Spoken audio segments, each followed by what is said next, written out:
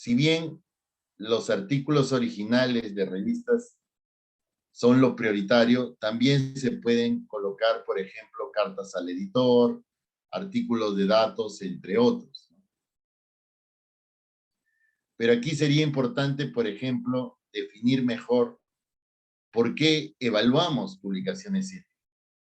Y en este sentido, quería, por ejemplo, algunas opiniones de ustedes.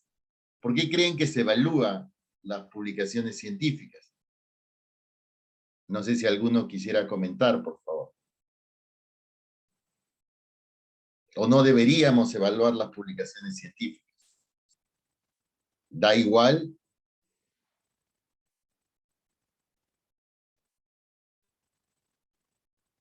Es importante entender que las evaluaciones científicas siguen un criterio, como les decía, y permite al mundo académico tener referencias. Entonces, la evaluación está vinculada a identificar mejor en dónde los investigadores podemos publicar. Sin embargo, es una pregunta un poco amplia, la evaluación de revistas científicas, porque esto está alineado a quién es el que quiere evaluar y por qué le interesa la evaluación. En ese sentido, por ejemplo, nosotros podemos decir que si estamos hablando del público en general, ¿no? Por ejemplo, estudiantes o la sociedad, tener la certeza de que la información que lee es confiable, ¿no?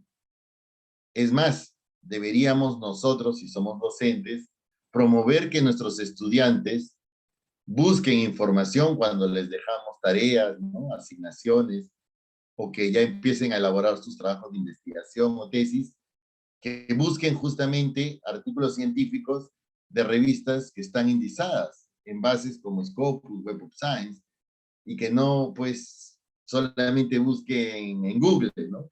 Sabemos que Google es una plataforma gigante, pero no toda la información está validada por el mundo académico. Ahora, por el investigador podemos decir que le interesaría que se hagan evaluaciones porque de esa manera él puede colocar sus contribuciones en lugares donde pueda tener mayor visibilidad e impacto sus resultados. Por otro lado, un editor de una revista le puede interesar las evaluaciones para saber que también su revista está siendo considerada por el mundo académico. El trabajo del editor de una revista científica es muy arduo. Tiene que contactar a los posibles pares. Normalmente se conforma un comité editor con una cabeza que coordina las acciones para que haya una periodicidad de la publicación. Es el encargado de aceptar o rechazar los manuscritos que le pueden llegar, porque obviamente hay un criterio de calidad que él también considera, ¿no? Y finalmente, para los tomadores de decisiones, como por ejemplo en el caso de Perú, el CONCITEC, porque de esa manera puede establecer estrategias o medidas que van a ser pues más focalizadas, ¿no? Dependiendo del número de publicaciones, en qué área de conocimiento y de qué tanto impacto están teniendo, ¿no? Y eso lo vemos en el Estado, por ejemplo, en los últimos años, se ha estado promoviendo este sistema de evaluación de investigadores para ingresar al RENACYT, en el cual pues te da puntaje diferenciado dependiendo en dónde uno va a publicar. En algunos años anteriores también se generó este mecanismo que el CONCITEC daba un incentivo a aquellos investigadores que publicaban pues en Scopus y Web of Science. Entonces, por eso es muy importante tomar en cuenta las evaluaciones de la publicación científica. No es simplemente un trámite o algo que normalmente se hace porque simplemente está ahí, ¿no? O sea, deberíamos pensar en las evaluaciones desde el punto de vista de la utilidad que podríamos conseguir dependiendo de cuál sea nuestra posición. Se puede evaluar no solamente artículos científicos, eso también quería comentar, se puede evaluar las revistas, libros, editoriales, ¿no? En este caso nos vamos a enfocar, porque obviamente el tiempo es corto, a evaluaciones de artículos científicos, ¿no? Y para eso se utilizan, pues, indicadores bibliométricos. ¿Qué son indicadores bibliométricos? Son criterios establecidos a nivel mundial, o sea, hay un consenso, que permiten evaluar revistas científicas, libros, capítulos de libro. En este caso vamos a hablar de revistas científicas, ¿no? Puntualmente. Ustedes habrán escuchado que a nivel mundial, en el mundo académico, son referentes las bases como Scopus y Web of Science. Sin embargo, hay muchas otras bases adicionalmente a esas dos, ¿no? Quizás habrán escuchado Cielo, habrán escuchado también bases especializadas, ¿no? Como por ejemplo PubMed y demás. En realidad, si bien se habla de estos dos, no deberíamos tampoco sesgar de que son las únicas, ¿no? Por ejemplo, está Redalic, que es igual, una red latinoamericana, o la red iberoamericana misma, ¿no? Entre otras. Pero ¿por qué son importantes Scopus y Web of Science, o hasta cierto nivel han ganado ese protagonismo? Porque ellos sacan periódicamente rankings, ¿no? Y en esos rankings te indica justamente qué tanto una revista es referente en su área de conocimiento. Y lo divide en cuartiles. Lo vamos a ver más adelante, pero para que ustedes se den cuenta más o menos de cómo es que estas bases han podido posicionarse. Además, porque obviamente tienen criterios para que una revista ingrese que son normalmente bien elevados. No cualquier revista puede ingresar a Scopus o Web of Science. Normalmente te recomiendan empezar con una base como Cielo y a partir de ahí ir ganando experiencia, evidencia suficiente para poder avanzar a bases como Scopus y Web of Science. Sin embargo, lo que se puede apreciar es que a nivel mundial no todas las revistas pues están en estas bases. Entonces, si nosotros nos guiamos solamente en trabajar con Scopus y Web of Science, podemos dejar de lado el esfuerzo que otras revistas están haciendo por también ganar esa visibilidad. ¿Okay? Entonces, por un lado es necesario, ¿no? Si somos investigadores, alinearnos a lo que nos pide el sistema de CTI en nuestro país, como CONCITEC, que prioriza Scopus o Web of Science. Sin embargo, no dejar de lado que quizás puedan haber revistas que pueden estar en Cielo o en la red latinoamericana o red iberoamericana, que tienen algún enfoque más regional y quizás dependiendo del tipo de temática en el cual yo estoy trabajando, pueda yo publicar. Si veo que mi contribución puede dar solución o puede tener interés para un público más amplio, obviamente pensar en una revista que tenga esa capacidad de llegar a lectores de todo el mundo, ¿no? Lo que sí es cierto es que el publicar en una revista que esté en Scopus y Web of Science te abre como investigador al menos la posibilidad de ser referenciado a nivel mundial. Yo justamente en la mañana estaba viendo un poco, estaba haciendo un seguimiento de mis publicaciones y tengo una publicación que, por ejemplo, la han citado en Kenia, otra que la han citado en Costa Rica y así sucesivamente, ¿no? Entonces, es interesante cuando uno puede rastrear sus publicaciones, que obviamente cuando están en estas bases puede ser visto por más gente. Eso como introducción, pero si ya hablamos propiamente de qué características tiene una revista científica indexada, hablamos de que no solamente es el hecho de que tenga una revisión por pares. En realidad, la lista de criterios que siguen las revistas son muy amplias y son dadas por la base de revistas que obviamente va a evaluar si una revista cumple o no con estas características. Algunas que he colocado para que ustedes más o menos se den idea, aparte de la revisión por pares externos, es que, por ejemplo, las revistas deben seguir una periodicidad y la deben declarar, ¿no? Es decir, esta revista va a salir 3 veces al año, o va a salir semestralmente, o va a salir trimestralmente. Tiene que estar declarado en el portal de la revista. Y debe cumplirse, ¿no? Ahora, no solamente es la periodicidad, sino también, por ejemplo, la puntualidad. Si yo declaro que va a salir semestralmente y digo sale en junio y diciembre, pues el número siguiente tiene que salir en junio o en diciembre, ¿no? No tengo que esperar yo, por ejemplo, el 31 de diciembre y sacar los dos números. O si es una revista trimestral, sacar los 4 números el último día del año. Eso está mal. O sea, eso es de alguna manera observado por las bases y definitivamente es un criterio para no poder ser reconocido como una revista indexada, ¿no? Pero, por ejemplo, debe seguirse procedimientos claros sobre cómo se recepciona un manuscrito, cómo se evalúa, etcétera, etcétera, ¿no? Que hay un anonimato en la revisión de los manuscritos, entre otros. Y bueno, estas son algunas de las bases, como les comentaba, hay más, obviamente, ¿no? Pero si ustedes ingresan, van a poder encontrar para cada una de ellas justamente cuáles son los criterios que te piden para poder ser considerada una revista indexada, ¿no? En su base. Pero para que se den cuenta nada más, tenemos que entender que para cualquiera de estas, el número mínimo de criterios supera los 30 criterios.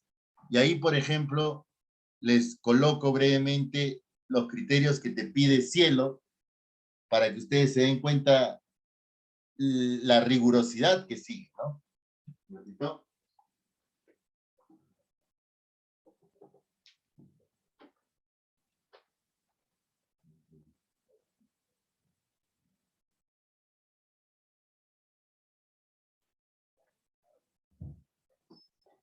Entonces podemos ver, por ejemplo, lo primero que te van a pedir es que la revista sea de carácter científico, lo que hablábamos, ¿no? O sea, tengo que presentar artículos originales resultantes de investigación. Además, también tiene que haber un arbitraje por pares, el consejo editorial, la periodicidad, la antigüedad de la revista. Se entiende que tiene que haber hasta cierto nivel una tradición de que es una revista que ya está siendo posicionada, ¿no? Yo no podría generar una revista y pedir que rápidamente ingrese a una base. Tiene que generar antecedentes, como cuando nosotros, por ejemplo, vamos al banco y queremos un préstamo, ¿no? Nos van a decir, oye, a ver, déjame ver tu historial crediticio, es lo mismo, ¿no? O sea, tiene que haber una confianza de que es una revista que en el tiempo ha ido generando números de manera constante, que tiene pues un número mínimo de contribuciones, entre otros. Tiene que tener un DOI, tiene que tener un sistema de gestión editorial, la estructura de los artículos tiene que estar normalizada, ¿no? Y así, entre otros, ¿no? Los beneficios de publicar en revistas científicas indexadas, mayor visibilidad, mayor prestigio, podemos ubicar mejor a los investigadores en función a lo que trabajan. Aquí les dejo un análisis de las dos bases más grandes a nivel mundial, Scopus y Web of Science, que si bien ya tiene algunos años, es un poco para que puedan ver la magnitud que tienen ambas, ¿no? En este caso, por ejemplo, se dice que Scopus alberga más de 24,000 revistas, ¿no? Y ahí pueden ver la diferencia, por ejemplo, en función a las áreas de conocimiento, ¿no? Sin embargo, Web of Science tiene una particularidad, ¿no? Y en ese sentido, esas 12,000 revistas que se declaran solamente son las revistas del Core Collection, ¿no? Podríamos decir como las revistas del corazón de Web of Science. Web of Science argumenta que ellos tienen un universo de Web of Science, ¿no? Así le denominan, porque además de estas revistas del Core Collection, también tienen revistas emergentes, ¿no? En este caso, las revistas que están en el Core Collection se dividen en revistas de ciencia, ciencias sociales y artes y humanidades, y estas normalmente aparecen en el ranking que ellos evalúan, ¿no? Pero también tenemos estas revistas emergentes denominadas ESI, que de alguna otra manera, Web of Science las considera como prometedoras para poder ingresar, o sea, que tienen potencial para ingresar al Core Collection. Y ahí podemos ver, ¿no? O sea, para el caso de Web of Science, no solamente son las 12.000 revistas del Core Collection, sino que también tienen las revistas ESI y además también tienen revistas regionales o revistas especializadas, ¿no? Por eso es que ellos argumentan que el universo de Web of Science no son las 12.000 revistas, sino más de 34.000. ¿Ok? Pero bien, desde un punto de vista práctico, ¿cómo sabemos que una revista está indexada en Scopus, Web of Science, Cielo o, por ejemplo, Latin Index? Ahí les dejo el link para que ustedes puedan ingresar para cada uno de los casos. Imagínense, les llega una invitación, eso le ha pasado a varios de mis colegas, me han comentado, me preguntan, ¿no? Eduardo, quiero publicar, mira, me ha llegado esta invitación de esta revista. ¿Puedes corroborar si está en Scopus, Web of Science? Bueno, les hago llegar justamente el link y les digo, ingresa el nombre de la revista y vas a ver si aparece o no aparece. Si te dice no he encontrado, quiere decir que no está, pues, no está en Scopus, no está en Web of Science, no está en Cielo, dependiendo de donde haga la búsqueda. Y eso evita muchos problemas porque lamentablemente hay estafadores que presentan revistas, ¿no? Arman una revista y hacen que el investigador caiga, ¿no? Entonces, estas revistas denominadas predatoras, que obviamente lo que buscan es que el investigador acepte publicar ahí y luego te piden dinero, por ejemplo, ¿no? Te dicen, ah, sí, pero te cuesta tanto. O lo otro es que te dicen, sí, está en Scopus, así que tienes que pagar, pero en realidad no está en Scopus. Entonces, hay que tener mucho cuidado al respecto, porque como decía al inicio de la presentación, por un lado, hay una presión de publicar y por otro lado, es el esfuerzo de aproximadamente mínimo 2, 3 años de haber hecho una investigación para que eso pues se pueda malgastar y que no tenga el reconocimiento debido, ¿no? Se espera que si ustedes han hecho un buen trabajo, pueda ser publicado en una revista de impacto, ¿no? Además, porque también cada vez es más común que los agentes financiadores te piden como resultado que tengas una publicación en alguna de estas bases, Scopus, Web of Science, y en cuartil 1 y cuartil 2, cualquiera de los dos. Entonces, imagínense que ustedes reciben el financiamiento, ya tienen los resultados y publican en una revista que no lo es, el agente financiador no va a reconocer el esfuerzo realizado. Entonces, ténganlo muy en cuenta. ¿Qué cosa se aprecia? Por ejemplo, cuando ustedes ingresan al link que les he pasado de Scopus, va a aparecerles esta pantalla y ustedes van a colocar ahí el título de la revista y les va a aparecer si existe o no la revista. En el caso de Web of Science también, ponen el nombre de la revista, ponen Search Journal, quiere decir para ver si existe y aparecerá. Por el lado de Cielo también, y por el lado de Latin Index también para los que estén interesados, ¿no? Ahora, es cierto que Latin Index no es considerado una base per se, es más como un sistema de gestión de información. Sin embargo, muchas de las revistas que están empezando, al menos, pueden llegar a ingresar a Latin Index y de esa manera, pues, en el catálogo 2.0 se pueden empezar a visualizar. O sea, si alguno de las revistas que los contactan a ustedes le dicen, miren, pero estamos en Latin Index, ok, bueno, es un primer paso, ¿no? Tampoco no significa que está, pues, a nivel de Cielo, o Redalic o las demás, ¿no? Pero no hay que quitarle mérito, porque igual Latin Index te pide ciertos criterios, igual creo que son 34, 35 criterios, y es un buen training si una revista está interesada en ir escalando poco a poco. Ahora, el Latin Index tiene dos niveles, el directorio y el catálogo, ¿no? El directorio es solamente el listado de las revistas, no te da el acceso a las revistas, y entonces es como el nivel más bajo que puede haber. Cuando una revista ya aparece en el catálogo 2.0, quiere decir que tú puedes visualizar la revista. Entonces ya hay un mayor mérito, ¿no? Es una revista que ha ido avanzando y de alguna otra manera, pues, ya se puede visualizar la contribución de manera virtual, digital. Además, también tener en cuenta que en nuestro país no tenemos un número importante de revistas que estén indizadas. Este es un análisis ya de algunos años atrás. Entiendo que ha ido mejorando, pero por ejemplo pueden ver que del total de universidades públicas, ¿no? En esa época 40, solamente 4, o sea, el 10% de estas 40 universidades contaban con revistas indizadas. Y de estas 4 universidades, en total, se observaba que habían 8 revistas indizadas. Uno podría decir, ok, bueno, en promedio, 2 revistas indizadas por universidad. Sin embargo, cuando uno hace el análisis digregado, obviamente universidades como San Marcos tiene un mayor número, no tiene 2, sino tiene más, y a otras universidades tienen pues una a las justas, ¿no? Lo cual, si vemos, por ejemplo, en universidades privadas, sigue una tendencia similar. Un caso meritorio es que las universidades privadas sin fines de lucro, pues al menos pueden generar o han venido generando un mayor número de revistas indizadas, ¿no?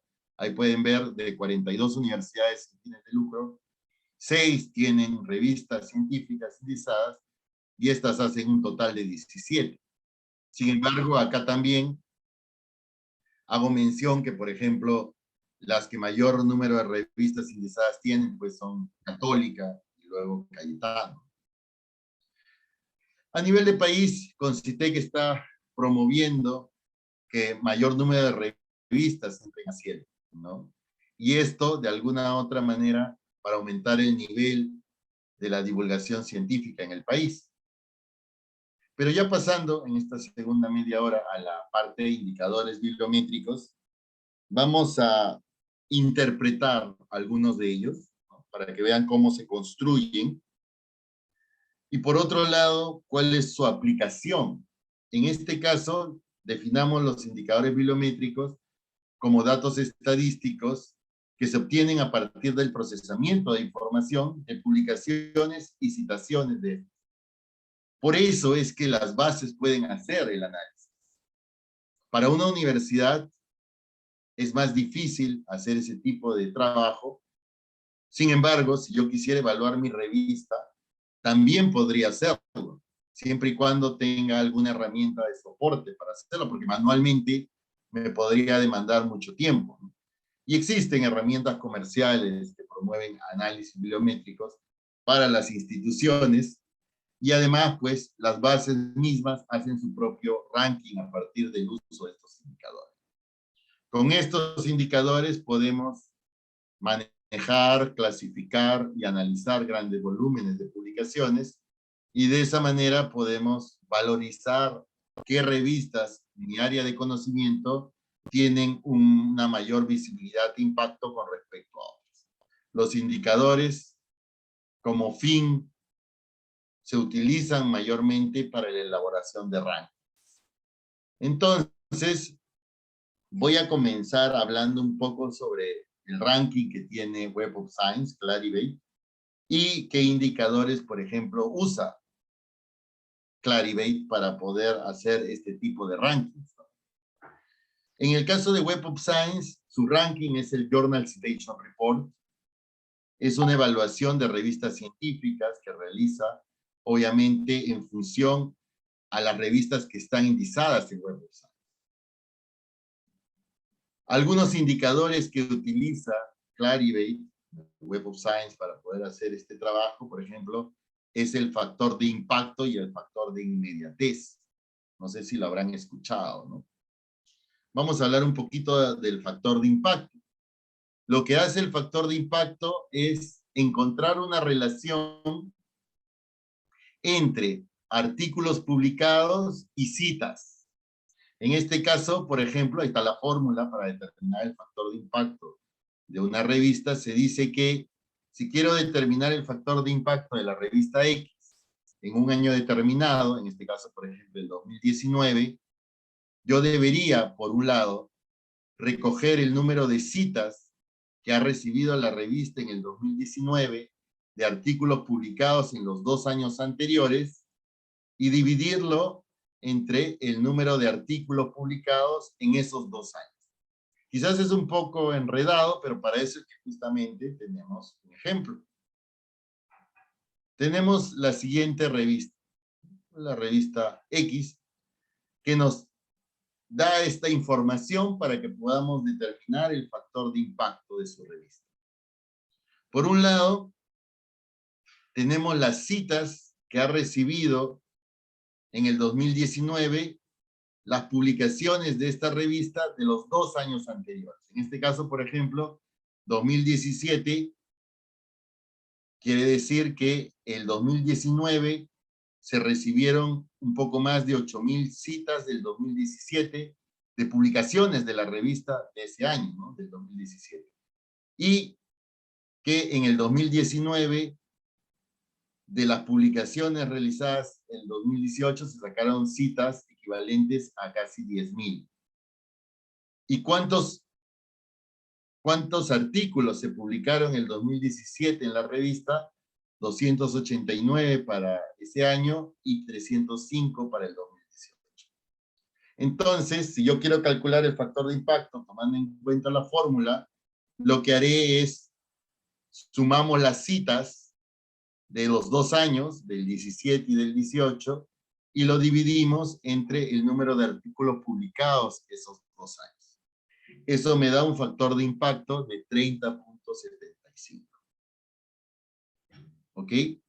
Entonces, para poder hacer este cálculo, la revista tiene que identificar cuántos artículos se publicaron en los 2 años anteriores y además que en el año de evaluación tiene que recolectar cuántas citas se recibieron por publicaciones realizadas por la revista en los 2 años anteriores. Entonces corroboras y dices, ok, voy a comparar cuántas citas se tuvieron y el número de artículos publicados.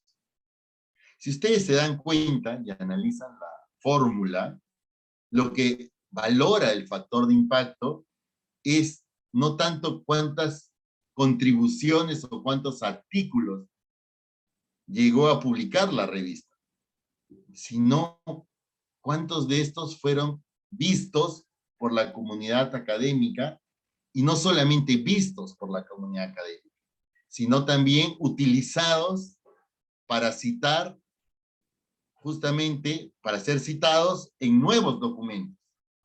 ¿Ok? Por eso es que es de impacto, ¿no? Porque podemos tener una revista que puede publicar 500 artículos al año. Pero ¿qué pasa si nadie los cita? Nadie usa de referencia esas contribuciones para generar nuevo conocimiento, nuevos artículos. Pues no tiene impacto, ¿no? La pregunta sería, dado el valor 30.75, ¿qué opinamos al respecto? ¿Creen ustedes que la revista está teniendo un alto factor de impacto, un bajo factor de impacto, y por qué? Me gustaría escuchar algunos comentarios para poder tener mayor claridad que estamos entendiendo este tema de factor de impacto, ¿no? 30.75 consideramos que es un factor de impacto alto, bajo. No sé si en tal caso quisieran opinar a nivel, pues, del chat, si no pueden habilitar el micro, ¿no? Pero es importante que al menos tengan una idea, ¿no? Porque eso rige mucho la capacidad de ustedes posterior para poder escoger la revista, ¿no? Muchos investigadores utilizan como criterio para escoger una revista el factor de impacto, ¿no? Además de los cuartiles, claro está. ¿Alguno de ustedes quisiera opinar al respecto? No sé si en tal caso podemos argumentar. ¿No? Al parecer estamos con frío. Ok. Bueno, Doctor, una consulta. sí. Cuando una revista está en 2 áreas diferentes o en dos tópicos diferentes, ¿el factor de impacto se calcula por cada uno de los tópicos o es en general para toda la revista? Excelente pregunta. Muy buena pregunta, y yo creo que todos aquí en la sala tienen esa misma duda. Y efectivamente, cuando se hace la evaluación, se hace por área de conocimiento, por disciplina. Y el ranking, ¿no? Y de cuartiles también se hace por disciplina. Ahorita podemos hacer el ejercicio, pero muy buena apreciación, ¿no? Efectivamente, este tipo de análisis se hace por disciplina y más aún, ¿no? Cuando vamos a ver una revista, debemos evaluar el factor de impacto en función a la disciplina. Porque si, por ejemplo, decimos 30-75 y hablamos, por ejemplo, del campo de las ciencias agrarias, es irreal, o sea, es altísimo, ¿no? Normalmente en el campo de ciencias agrarias, en el mejor de los casos, 3, la décima parte, o sea, 3 de factor de impacto, ya de por sí es referente, ¿no? En el caso, por ejemplo, de ciencias de la salud, yo podría argumentar, ok, 30 sí está dentro de lo esperado, es una buena revista, ¿no?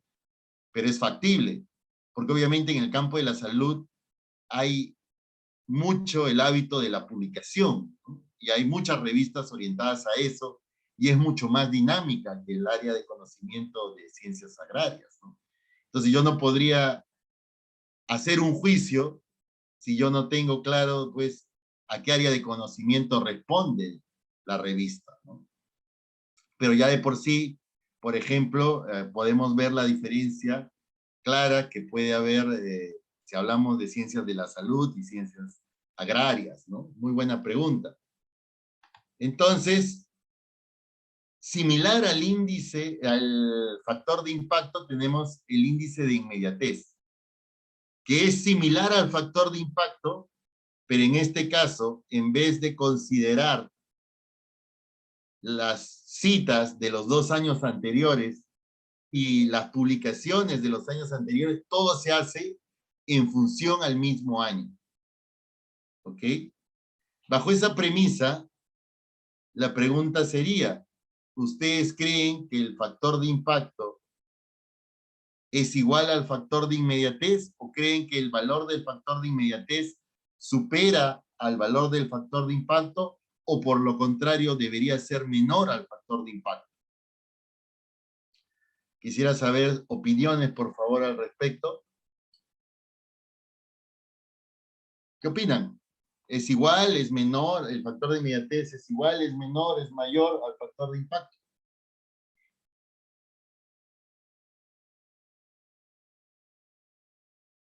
¿No? ¿No hay comentarios? Bueno, en realidad es menor. ¿Y por qué es menor? Porque obviamente es más riguroso. O sea, el análisis está diciendo, determíname cuántas publicaciones que has hecho en el año han sido citadas en el mismo año.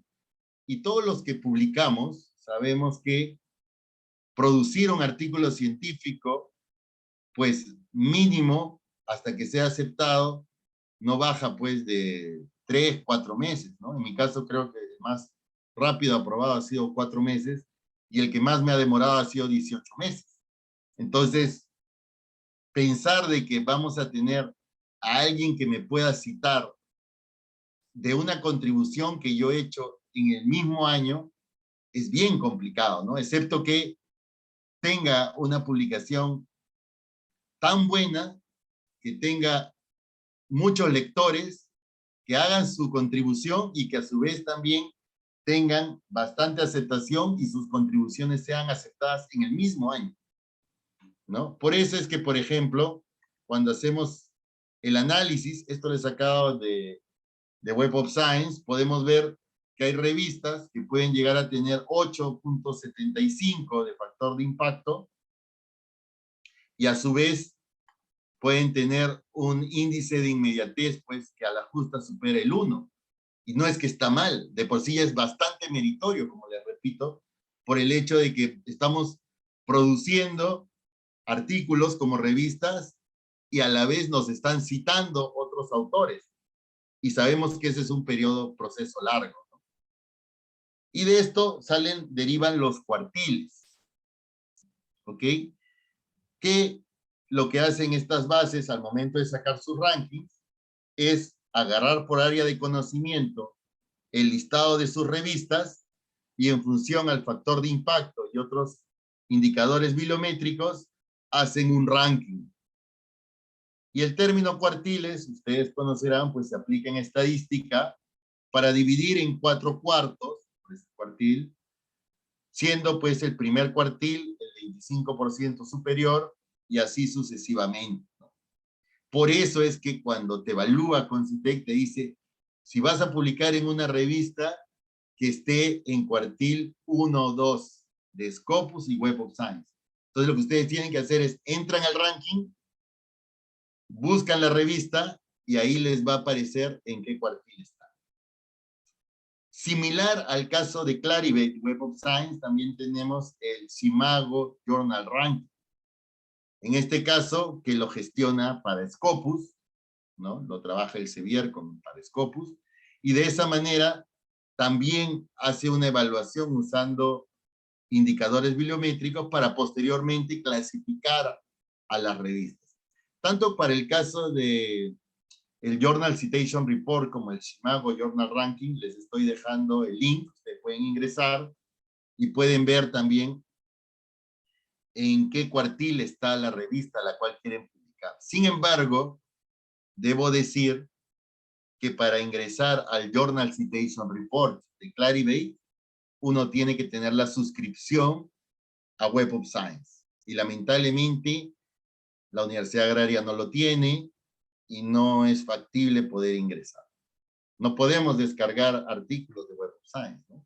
Excepto que a título personal ustedes quieran pagar y poder descargar una contribución. En el caso del Simago Journal Ranking, ahí es gratuito. Ustedes pueden ingresar a ese link y van a poder, por ejemplo, tipear una revista y van a ver en qué cuartil se encuentra. Voy a hacer un pequeño ejercicio, breve nada más, para poder ver este tema del Simago Ranking, ¿ok?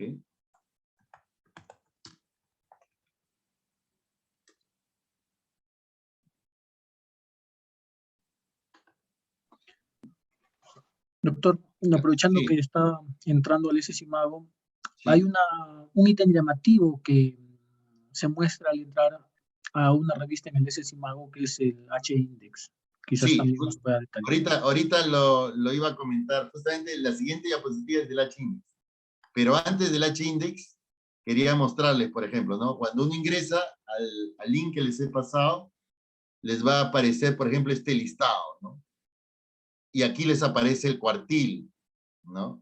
Y entonces lo que ustedes pueden hacer, por ejemplo, si quieren ir por áreas, podemos identificar, por ejemplo, quizás una área en común, ¿no? Por ejemplo, puede ser el área de ciencias de la vida, ¿no? Agricultural and Biological Science, por ejemplo.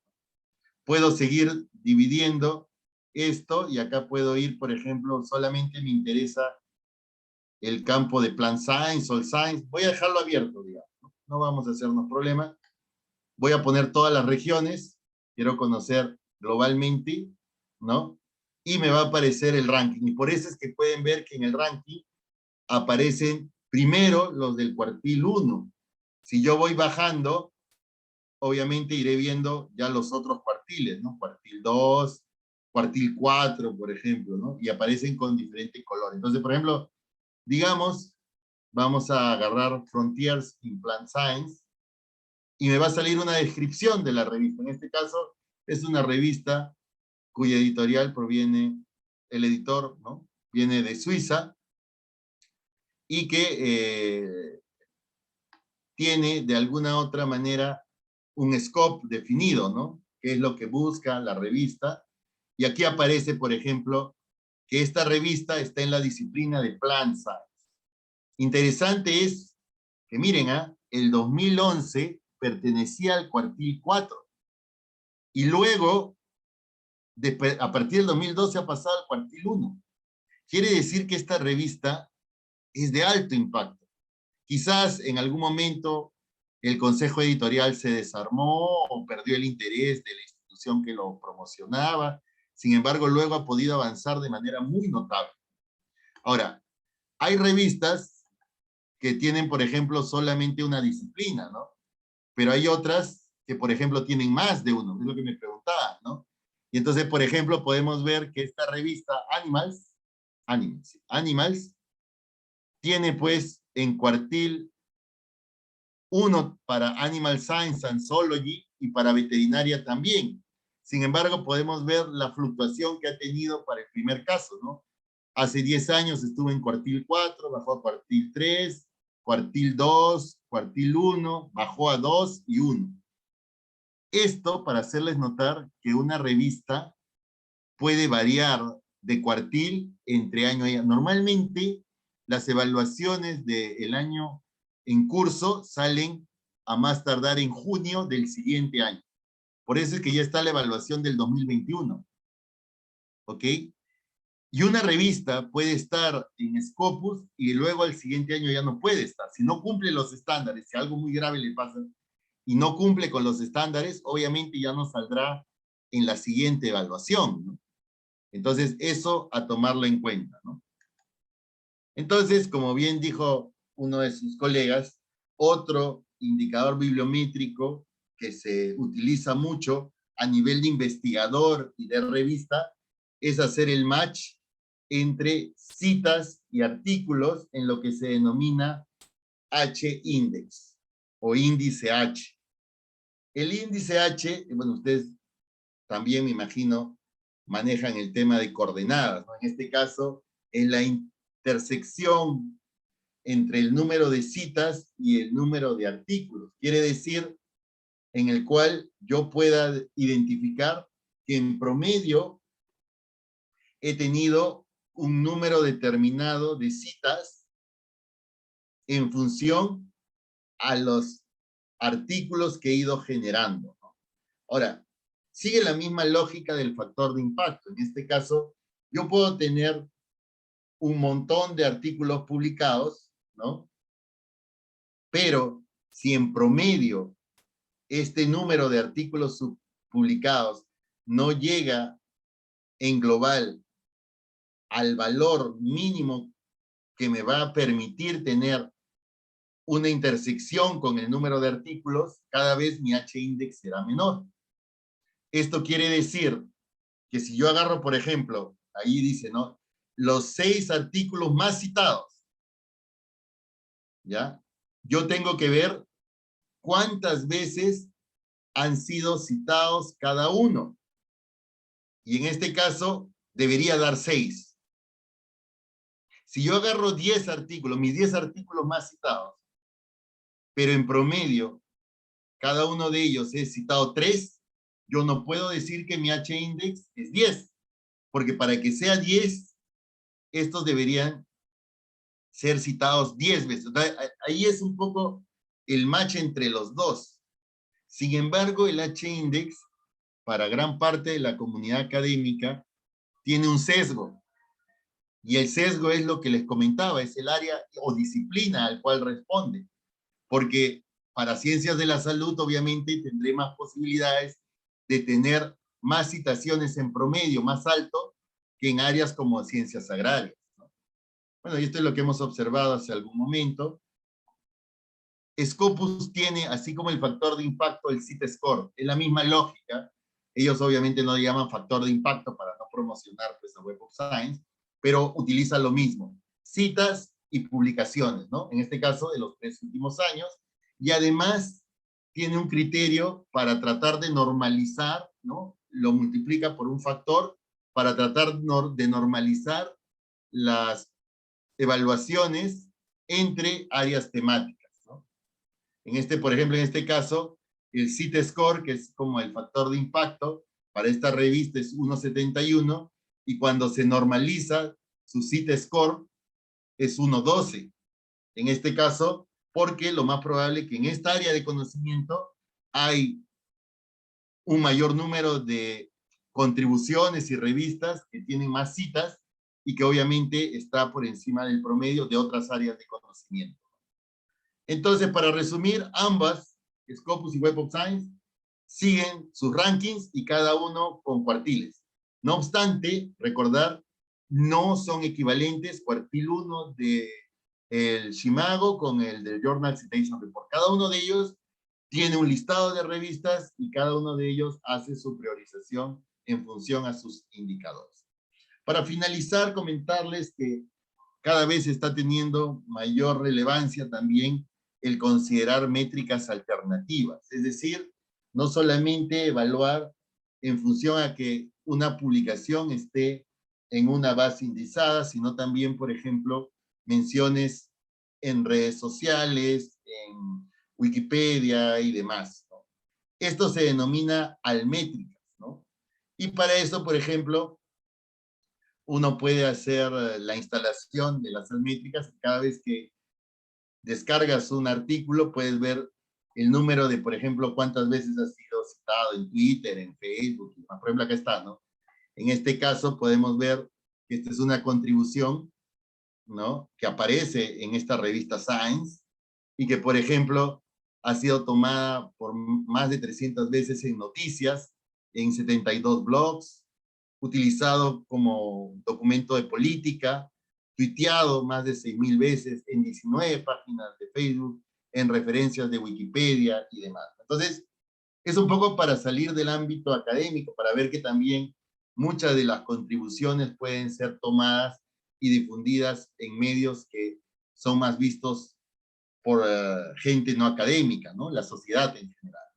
Y para terminar, bueno, les quería mostrar cuál es la tabla de evaluación de RENACYT a la fecha, ¿no? Y acá pueden ver que hay bastante peso en el tema de las publicaciones, justamente que estén pues en cuartiles 1, 2, 3 o 4, sea del Shimago Report o del Journal Citation Report, sea pues Scopus o Web of Science, ¿no?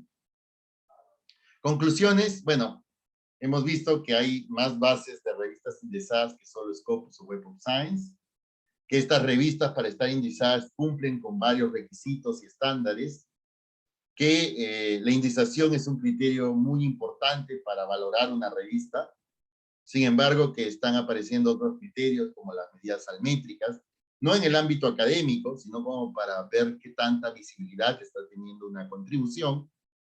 Y luego que para nuestro contexto nacional, el tema de las publicaciones es relevante porque en el nuevo sistema de RENACYT hay una clasificación en función a si están en Web of Science, Scopus y en qué cuartil. Eso sería todo de mi parte, más bien muchas gracias. No sé si hay alguna pregunta